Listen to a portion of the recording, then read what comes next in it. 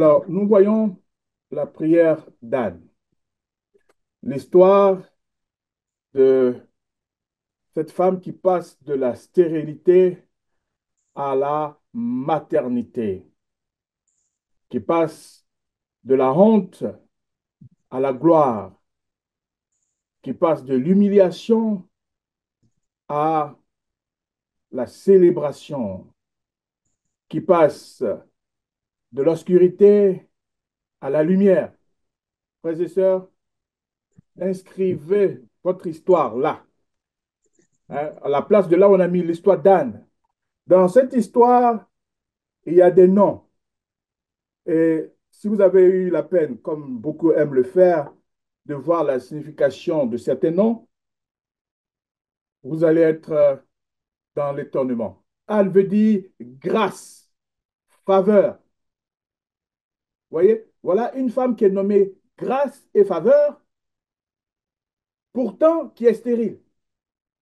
Et vous allez comprendre le quiproquo théologique qui existait au temps de d'Anne. Une femme qui porte un tel nom et pourtant qui est stérile. Et certainement que les parents ne savaient pas qu'elle allait être stérile, mais inspirés par Dieu, les parents ont donné un nom qui va plus tard dans sa vieillesse refléter ce nom. Ensuite, nous avons Elkanah. Dieu a créé, Dieu a acquis. Voilà quelqu'un que Dieu a créé, Dieu a acquis. Tout à l'heure, je vais vous montrer que Ellen White dit que comme beaucoup qui ont fait preuve de peu de foi, Elkanah s'est lancé dans la polygamie parce que sa culture lui mettait la pression d'avoir un enfant. Donc, il a pris une deuxième femme. Samuel, entendu de Dieu, demandé de Dieu. Pénina, corail, perle. Et vous allez voir, une perle en principe est inoffensive. Vous allez voir comment Pénina a été offensive, comment elle a été l'instrument entre les mains de Satan pour rendre la vie misérable à Anne.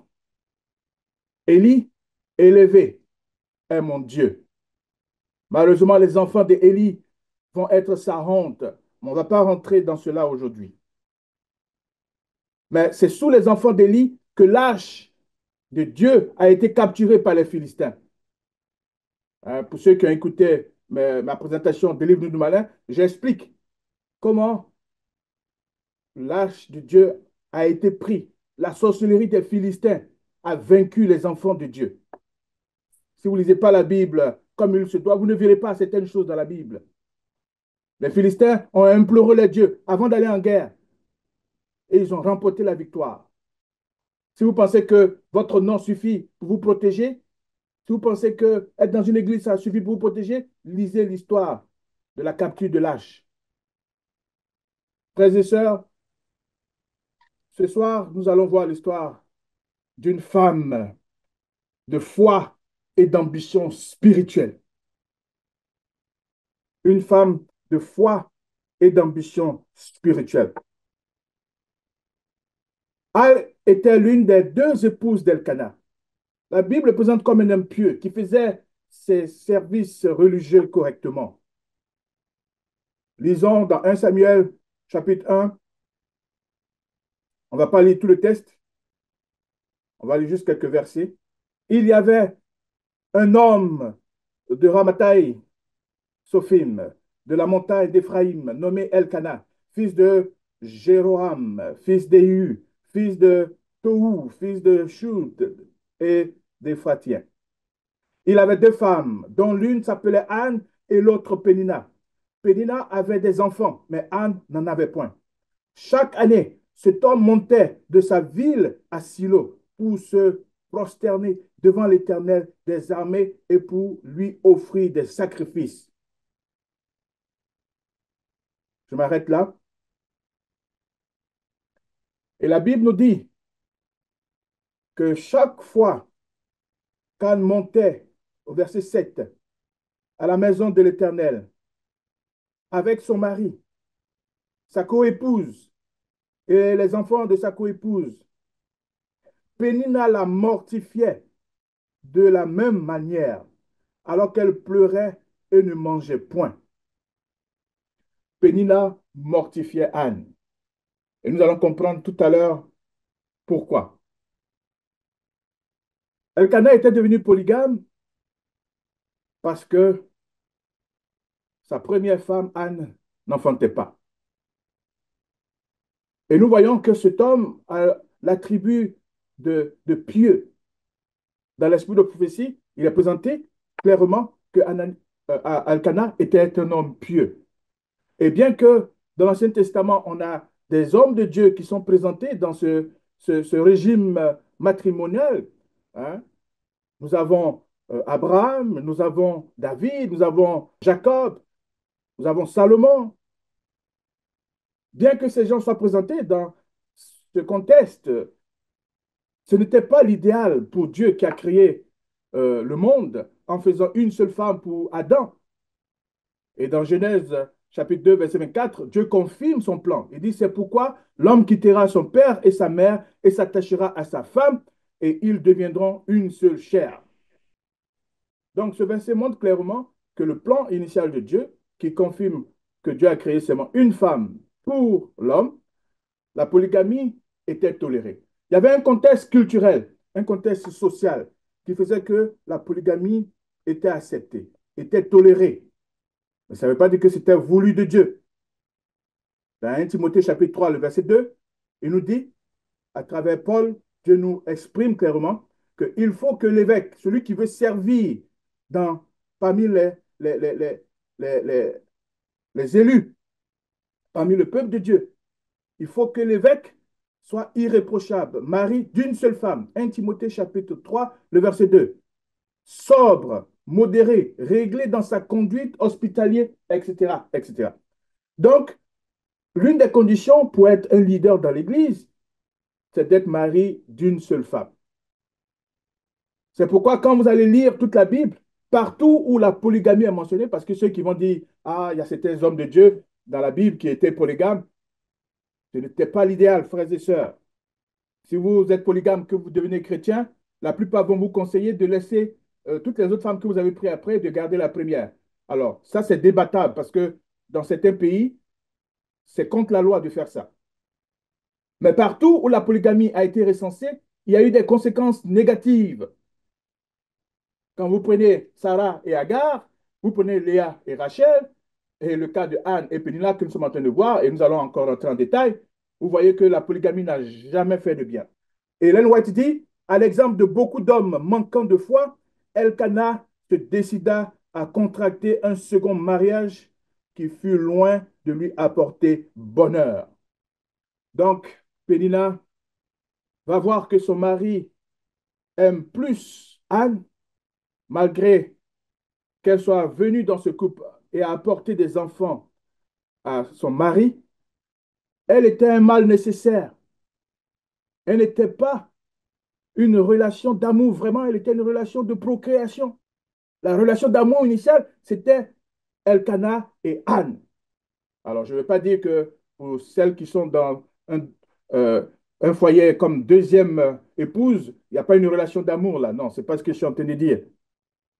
Mais pour le cas de Pénina et de Anne, nulle part il est montré que Elkanah aimait Pénina. Frères et sœurs, Anne était incomprise par son mari. Quand Elkanah lui dit, ne suis-je pas pour toi plus que 10 fils? Parce qu'il lui donnait tant de cadeaux. Il voyait aussi tout le chagrin que Pénina lui faisait. Donc Elkanah comblait Anne de cadeaux. Pénina recevait son cadeau, elle recevait les cadeaux pour ses enfants. Et Elkanah, pour montrer qu'il aimait vraiment sa femme Anne, il donnait autant qu'il avait donné à Pénina en double. Malheureusement, Anne pleurait. Et quand on partait au temple où la réjouissance après la célébration était en son comble, où les familles se retrouvaient après la montée vers Shiloh, Tout à l'heure, on va voir ce que voulait dire Shiloh, parce que pour Anne, aller à Shiloh n'avait jamais été un moment comme pour les autres. Elle était incomprise par son mari. Frères et sœurs, est-ce que vous êtes incompris par votre partenaire? Pour moi qui suis très occupé, souvent ma femme me dit, quand je lui fais des grands cadeaux, elle dit merci pour le cadeau, mais j'ai plus besoin de ta présence que de tes cadeaux. Quand j'ai souvent fait des cadeaux de grande valeur à mon épouse, je ne vais pas vous dire combien j'ai dépensé souvent en parfum. Dès qu'elle a vu un parfum à l'aéroport, quand elle a aimé le parfum, je dis, chérie, je lui achète ça pour toi. Elle dit, non, mais c'est trop cher. Je dis, non, non, non, il n'y a rien qui est trop cher pour moi, chérie. Elle est contente, mais après, elle me dit, merci pour le parfum, mais j'ai plus besoin de ta présence. Frères et sœurs, Elkanah ne comprenait pas qu'il ne valait même pas 100 enfants. Il dit, ne suis-je pas pour toi plus que 10 fils? Alors peut-être que j'ai mal mis ma comparaison. Peut-être qu'il ne valait même pas un seul enfant et que ses cadeaux ne valaient pas ce que Anne pouvait attendre de lui, ou bien ce que Anne attendait de l'enfant qu'elle allait lui donner. Anne était aussi incomprise par sa co-épouse Pénina. Le fait qu'elle était aimée de son mari ne la rendait pas responsable de ce que Pénina vivait, ne la rendait pas responsable de la polygamie que son mari a choisie. Et Pénina se moquait d'Anne et lui infligeait tellement de tort par ses propos, par ses mises en scène avec ses enfants. Frères et sœurs, une femme qui attend l'enfantement, vous ne pouvez pas savoir combien de tort ça lui fait quand elle voit une maman jouer avec ses enfants. Priez pour ces femmes qui sont dans leur foyer depuis des années. Prions pour ces femmes qui attendent l'enfantement et qui ne reçoivent pas et qui n'ont pas encore reçu cet enfantement. Il n'y avait pas que son mari qui ne la comprenait pas. Il n'y avait pas que Pénila qui ne la comprenait pas, sa coépouse. Il y avait aussi le prêtre qui n'avait pas compris Anne. Frères et sœurs, Anne, quand elle montait alors que le sacrifice était fini. Elle se retrouvait seule dans le temple pendant les 3 différentes heures de prière. Ça fait environ 9 heures. Et elle passait tout son temps à prier. Et Élie vient dans le temple à partir du verset 13. La Bible nous dit que Anne parlait dans son cœur et ne faisait que remuer les lèvres, mais on n'entendait point sa voix. La note qui est mise ici est importante parce que quand vous lisez dans Luc chapitre 18, verset 9 à 4, quand Jésus parle de la prière du pharisien et du publicain, Jésus dit que le publicain frappe sa poitrine et dit, aie pitié de moi qui suis un pauvre pécheur. Et Jésus dit que le pharisien dit, je te remercie parce que je ne suis pas comme ce publicain. Je rends ma dîme, je jeûne. Ça veut dire que les prières étaient faites de façon audible. Et si vous allez aujourd'hui en Israël devant le mur de lamentation, c'est un brouhaha. Chacun est entendu, chacun fait du bruit dans sa prière. Vous pensez que c'est les pentecôtistes qui font du bruit? Allez à Jérusalem, auprès du mur de lamentation. Les rituels de prière sont audibles. Donc le prêtre ne comprenait pas pourquoi la prière de Anne était silencieuse, mais elle murmurait. Et parce que après le sacrifice, il y avait de la célébration, de la réjouissance, il arrivait que beaucoup de gens étaient ivres. Et il lui dit, 1 Samuel chapitre 1, verset 14, jusqu'à quand seras-tu ivre? Éloigne ta boisson de toi. Et en femme qui n'est ni comprise par son mari, ni comprise par sa coépouse, ni comprise par son chef religieux, Anne répond vigoureusement, non, mon Seigneur, je suis une femme qui souffre en son cœur, et je n'ai ni bu, ni vin, ni boisson enivrante, mais je répands mon âme devant l'Éternel. Ne prends pas ta servante pour une femme pervertie, car c'est l'excès de ma douleur et de mon chagrin qui m'a fait parler jusqu'à présent. Frères et sœurs, surtout ma sœur, Dieu est un Dieu qui entend les cris, qui entend les prières, même qui sont murmurées. Il entend les prières. Verset 17, Élie reprit la parole et dit, va en paix et que le Dieu d'Israël exauce la prière que tu lui as adressée. Frères et sœurs, votre pasteur peut même ne pas vous comprendre. Vous pouvez être à l'église, vous pouvez être régulière, nommé, et votre pasteur peut ne pas vous comprendre. Je vous ai parlé de cette sœur qui allait voir son pasteur après un rêve ou un aliment avait du mal à passer à la gorge. Elle savait que c'était une attaque spirituelle. Le pasteur ne l'a pas comprise. Est-ce que votre mari ne vous comprend pas? Est-ce que votre épouse ne vous comprend pas? Est-ce que vos collègues, vos frères et sœurs ne vous comprennent pas? Est-ce que la société ne vous comprend pas? Parce que Pénina n'était pas aussi comprise par la société, alors que tout le monde se réjouissait et était ivre. Elle était seule en train de prier. Ses beaux-frères, ses beaux-parents ne lui demandaient même pas, ne demandaient pas, mais où était-elle? Pour eux, elle avait été punie par Dieu. Elle avait été sous le sort d'une vie cachée pour laquelle Dieu expose sa sentence. Oui, si vous lisez le texte, il est dit clairement que Dieu avait rendu stérile Anne, ce qui n'était pas vrai. C'est pourquoi ne lisez pas la Bible juste en prenant un seul texte. Il faut lire la Bible dans tout son entier. Dans Jacques chapitre 1, le verset 13, la Bible nous dit, Dieu ne peut pas être tenté par le mal. Donc Dieu n'était pas à l'origine de cette stérilité de Pénina. Ça pouvait être un problème physiologique, ça pouvait être un problème congénital. C'est pourquoi quand tout le monde se retrouvait à Silo dans la joie, Anne, elle était triste. Parce que Silo veut dire paix. Silo était un centre religieux majeur pour les Israélites pendant la période des juges, avant la construction du temple de Jérusalem. Situé dans le territoire d'Éphraïm, ce site abritait le tabernacle et l'arche de l'Alliance, faisant de lui le principal lieu de culte national. Les gens allaient, quand on partait vers Silo, quand on partait vers ce lieu de paix, de réjouissance, c'était une grande attente. Et quand les sacrifices étaient acceptés, on se réjouissait au point même de devenir ivre. Il y a des implications de Silo dans la Bible, mais on n'aura pas le temps de parler de cela.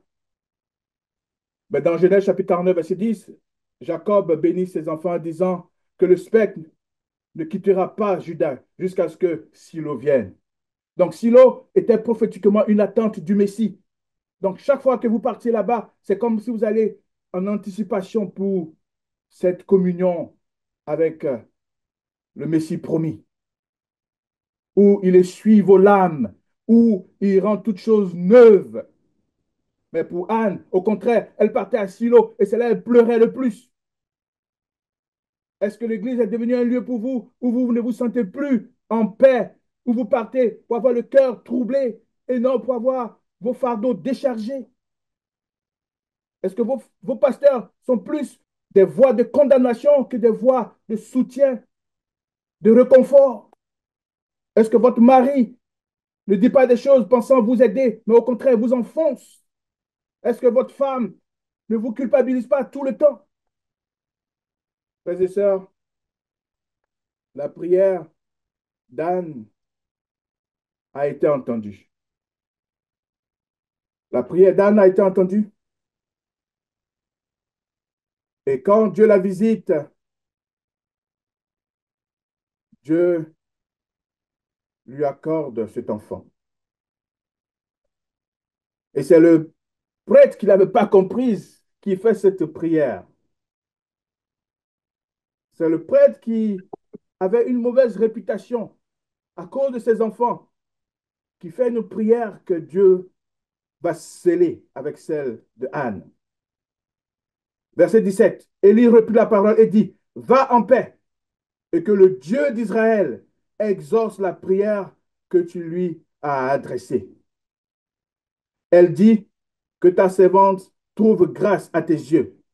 Et elle s'en alla. Elle mangea et son visage ne fut plus le même. Amen. Frères et sœurs, Anne avait un respect pour le serviteur de Dieu, qu'il n'avait même pas compris. Mais dès que le serviteur de Dieu a parlé, elle s'est accrochée à cette prophétie, à cette bénédiction du serviteur de Dieu. Nous allons retenir quelques leçons de la prière d'Anne. Et ces leçons sont les plus importantes. Ces leçons sont celles qui doivent motiver nos prières.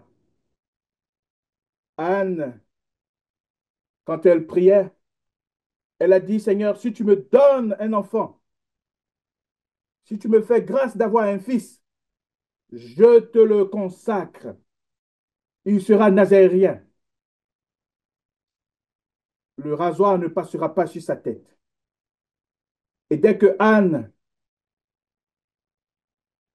est exaucée et que la tradition lui permet de garder cet enfant pendant 12 ans et que l'enfant est sevré, l'enfant est sevré pas seulement de lait, mais il est sevré aussi de l'influence de sa mère et qui peut aller maintenant au temple pour commencer un apprentissage ou un service quelconque. Anne chante un cantique, pas au début, quand elle a reçu. C'est pas au début, quand elle a reçu le don, qu'elle chante le cantique. Mais c'est quand elle va pour obéir, pour exécuter sa promesse, que Seigneur, si tu me donnes cet enfant, je te le retourne pour qu'il soit à ton service. C'est après, au moment où elle devait avoir plus mal, alors qu'elle a passé 12 ans avec cet enfant pour lequel elle a prié, alors qu'elle s'est attachée de plus à cet enfant, c'est quand elle retourne donner l'enfant qu'elle chante, qu'elle présente, hein, ce cantique. Si vous avez vos Bibles, allons à ce cantique d'Anne. Anne est à l'origine d'un cantique que j'ai aimé à l'époque. Un cantique qui est chanté souvent par plusieurs chorales. Lisons ensemble. Elle dit, nul n'est saint comme l'Éternel. Il n'y a point d'autre Dieu que toi. Nul n'est saint comme l'Éternel. Il n'y a point d'autre Dieu que toi. Il n'y a point de rocher comme notre Dieu. Nul n'est saint comme l'Éternel. Amen. C'est de ce cantique d'Anne qu'est sortie cette chanson que beaucoup de chorales ont chantée, que beaucoup de chorales ont fredonné. Elle dit, cessez de tenir des propos arrogants, que des paroles insolentes ne jaillissent plus de vos lèvres, car l'Éternel est un Dieu qui sait tout. Il ne laisse pas les crimes impunis. L'Éternel fait tressaillir mon cœur de joie. L'Éternel a relevé mon front.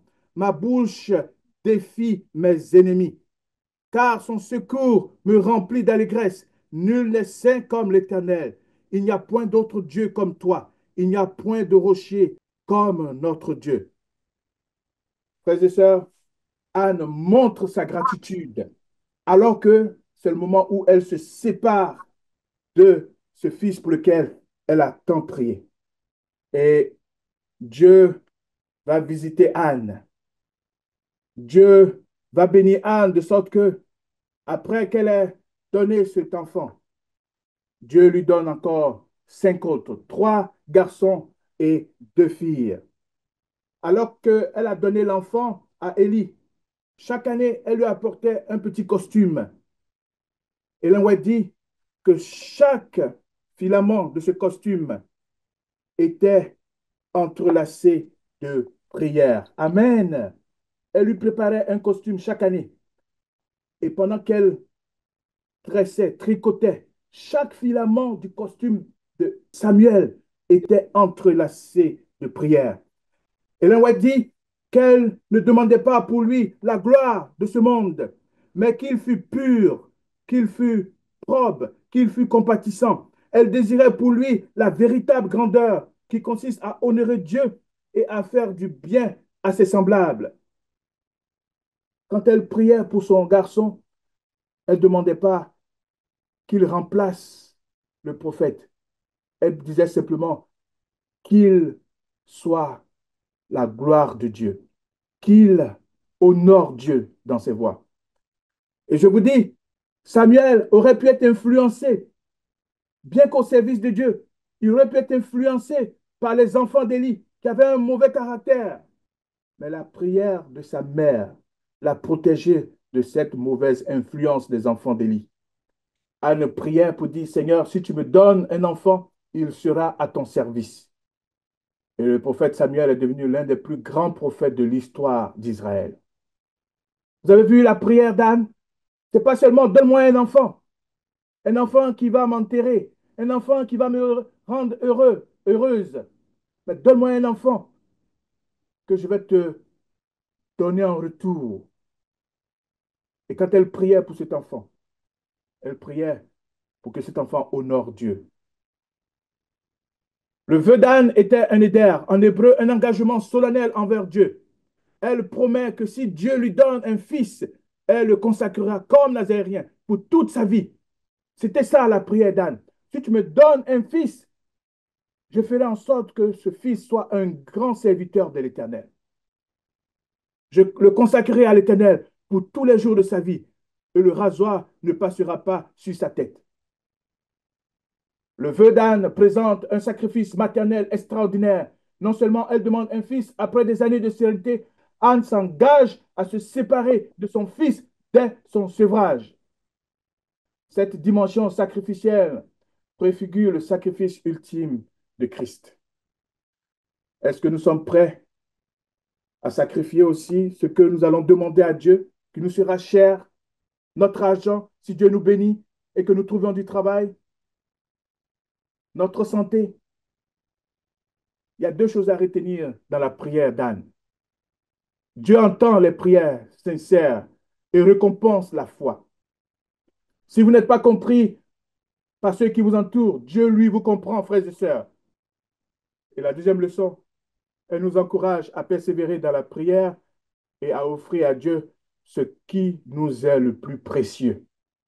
Ce soir, je prie que l'exemple d'Anne nous inspire, que l'exemple d'Anne nous motive, pas à faire un chantage avec Dieu. Si tu me donnes, je vais faire ceci. Je vais faire ceci si tu me donnes. Anne a passé d'abord des années à prier, à persévérer, à rester silencieuse, à ne pas répondre à Pénina, à ne pas répondre à son mari. Elle parlait à celui-là qui comprend sa situation, qui connaît sa situation. Frères et sœurs, suivons l'exemple d'Anne et que le Seigneur nous exauce au nom de Jésus-Christ. Amen.